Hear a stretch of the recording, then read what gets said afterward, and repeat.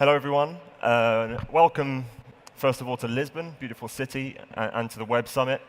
Our main aim in this session is going to be talking about the future of sports in terms of how it's consumed, how it's broadcast, and how we transmit that to readers, viewers, etc. Barbara is Director of Sport at the BBC, which is obviously an enormous public service broadcaster with different aims to commercial broadcasters, it's fair to say. So roughly just set out what your mission is at BBC Sport. Well, we're responsible for all the network, TV, radio, and online coverage of sport. We work closely with the nations as well, so that would be BBC Scotland, BBC Wales, BBC Northern Ireland.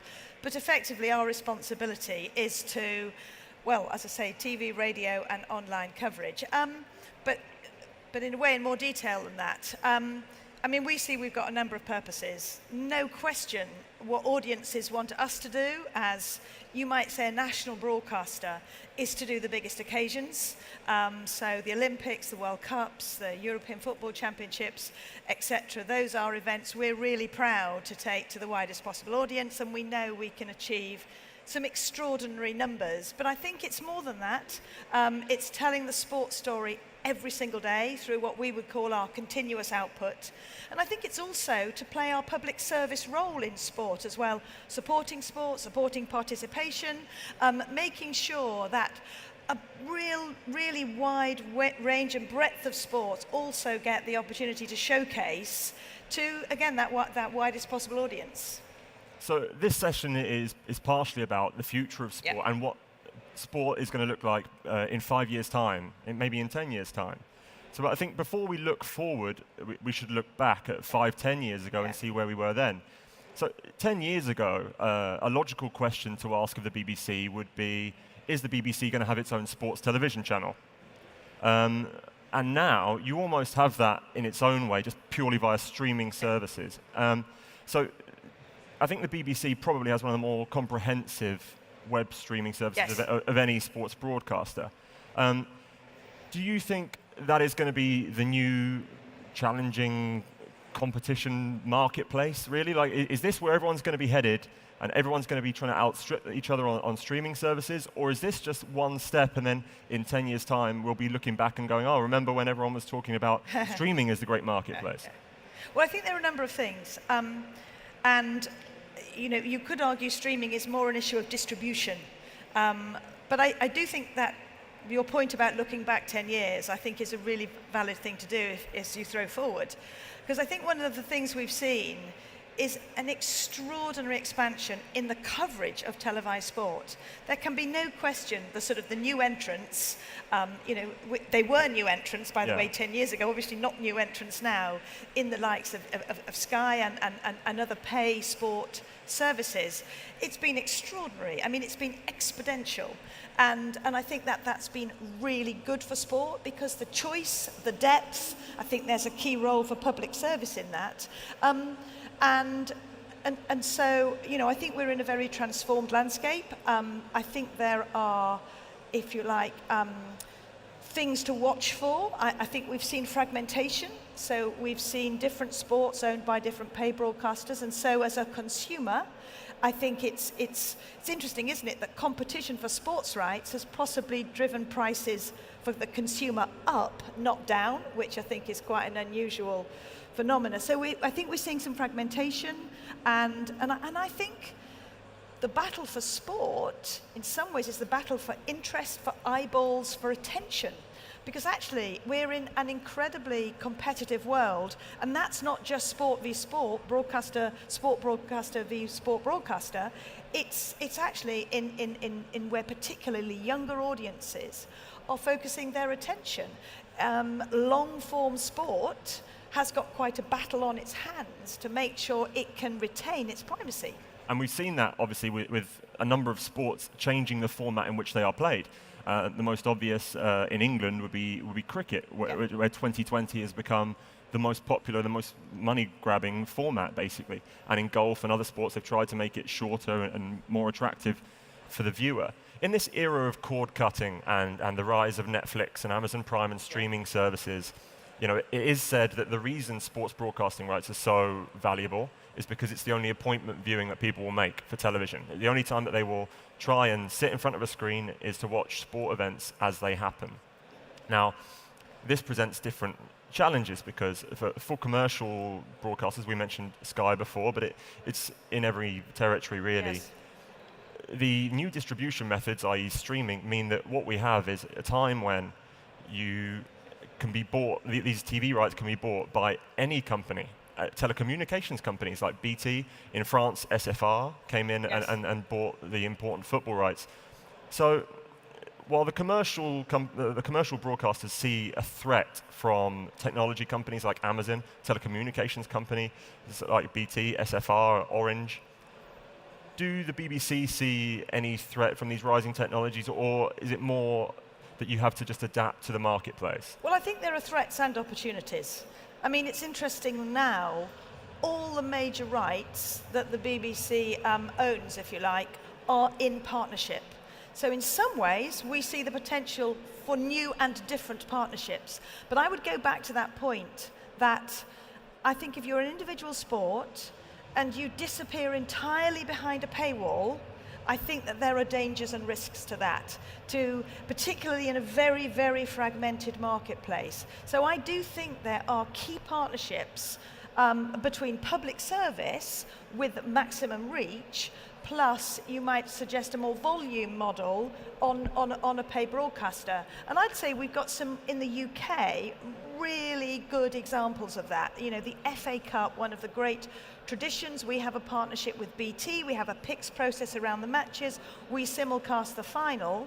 The fact that the FA Cup was on the national broadcaster increased BT's audience reach by over 30% in the first year that we acquired the rights. So there are rivalries for sure, but actually there can be some very powerful partnerships as well. And I would say the same with many of those new entrants, because, and maybe this is a difference with sport, a unique quality about sport, is that the rights holder wants people to engage and watch their sport. And I think in some genres it's important, but possibly less so. So we find we have a very, very powerful friend in the rights holder who often want a best of both worlds approach. They want the reach that a public service broadcaster can bring them, but actually, they want the investment that a pay broadcaster can. And what they also want going forward is to make their product better. They want it to be seen by more people. Yes. They want people to believe it's good. They want people to think it's great. How is that going to work for some of the smaller sports? Because I think increasingly, when I was growing up, we saw the BBC had rights of sports like rugby league, which now still do, which might be struggling for viewing figures sometimes. Or there are other sports like netball, which want screen time, and hockey, which want screen time, Olympic sports. So how does it work for minority sports? Because football is an easy sell, but the other ones, it's part of the BBC remit, I guess, to showcase these sports. Yeah. Well, I'd completely agree, and I think we are seeing quite a divergence. So we are seeing those premium events driving super inflation in terms of sports rights, but in many ways some of that investment therefore is not being made in what you might describe as the more niche interest sports. So what I think we're seeing is them becoming much more self-sufficient. Technology has transformed the way that you can cover events. I mean, I'm looking for my mobile phone. You can literally beam from your mobile phone direct, for example, to the BBC Sport website. So, and I'm not suggesting that we should cover necessarily sport on your mobile phone, but it's much, much more cost effective for sports to be able to put a minimum number of cameras in and actually produce a real decent quality feed. So we're finding more self-sufficiency. And I think what we're doing is we are working in partnership with those governing bodies to provide a really robust platform on which they can broadcast. So they might choose to do it on their own website, and many do, and they know that that's where they can engage with their existing fan base, and that's incredibly important. But actually, where do you find and where do you grow your new audience? And certainly that's something that we are incredibly keen to do. So we've already this year enhanced what we do in a streaming capacity. We've done 400 hours of what I would describe as bonus sport. That's not sport we've shown on network. And we've delivered 4 million stream starts to a cross-section of those more specialist interest sport. And we are going to expand that, and our ambition is to take that up to 1,000 hours a year. I mean, many of you here, if you were not in the UK, you wouldn't necessarily know how the BBC covered the Olympics, which was to make multiple streams of all of the individual sports available. We now have the capacity, through streaming and cloud technology, to do that every single day. So streaming feels like the present, I think it's fair to say. Yeah. Obviously you can expand that, but broadly speaking, you know, for example, at The Independent, I think around 70% of our web traffic comes via mobile. Yes. For you guys, the figures will be very high Yes. in terms of Similar. people who are accessing your written content, your audio, and your video content via mobile devices. In 5 years, as is the title of this session, Yes. how do we think that's going to be progressing? Will people still be watching it on mobile devices, which, if you remember, they went from being really big to being as small as they could be, and then now they're getting bigger again? Or do we think it's going to be wearable sort of tech, where in your glasses you might have a screen just up here, or are people going to be watching it on their watches? Or is it going to be a return to, I don't know, large projection or larger screens? Which way do you see this going? Because streaming is obviously how things are going, but how are people going to consume those streams? I think it will be all of the things that you have just said, but I also believe that people want the best experience that they can have for live sport, particularly the premium events. So I do think the big screen is actually where people want to watch it. It's where they get the best view.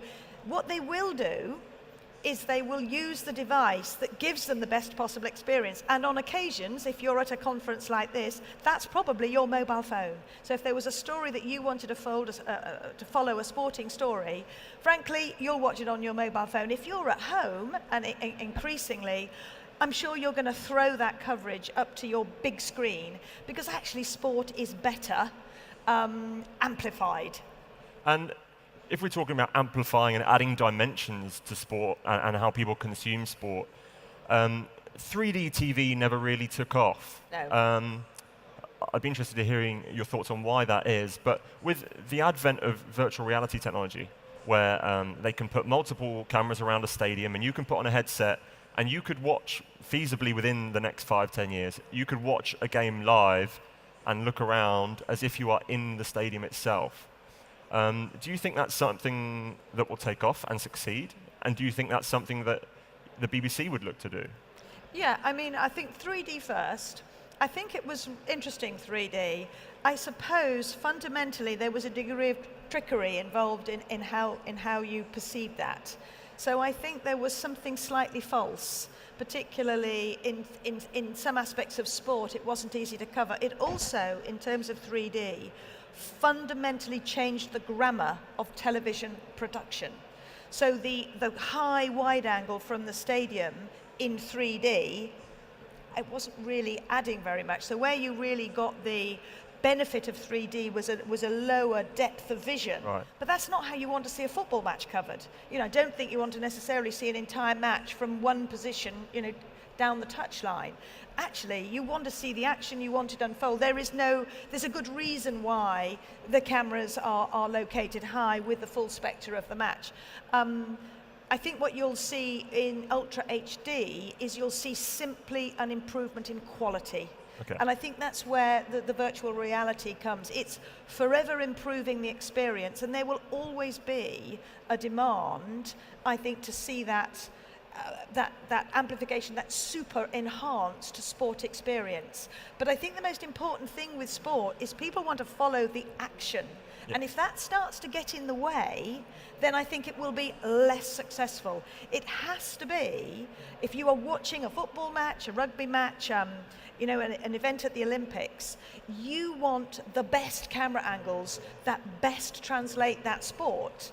And you can think there's a multitude of different ways in which that's done. So I think the challenge for VR is you might take you right into the center of the pitch, but if you can't watch the match from the center of the pitch, then I think that that's a challenge. So you feel it might be perhaps more of a gimmick than... It depends how it's executed, and maybe it's complementary. So actually, you know, you're going to be able to start having multiple screens, aren't you? You're going to, particularly as screens get bigger in the home, you know, you might have the best of both. You might have the virtual, but you might have the match as well. So I think it is a very, very exciting time for the production of sport, the different directions that can go in, and ultimately it is all about enhancing the viewer experience of watching that sport. And I think the other space is people want to be much more involved in that. They want to engage, they want to be closer to the athletes, they want insight, they want behind the scenes, they want the storytelling amplified as well. So I don't think it's just purely where you point the cameras. I think it's a more immersive experience in the round. And just a brief one, because we need to wrap things up. With the rise of esports, do you think the BBC would consider broadcasting esports in the way that they, you know, broadcast minority sports already, more traditional sports? Indeed, with 1 minute 40 to go, we already have. So we've had a partnership with BBC Three, which is effectively a much more youth-focused channel at the BBC. Actually, we felt that's been a really good space to experiment, and you know, some success. You know, we've covered an e-gaming event live, and I just think, you know, we'll step forward cautiously, but there is no question the interest and the amount of time and the engagement that esports is achieving with a younger audience. Barbara, thank you very much for your time. Thank you very much for joining us today. Hopefully it's been slightly insightful for you, and I hope you have a great week. Great. Cheers, thanks.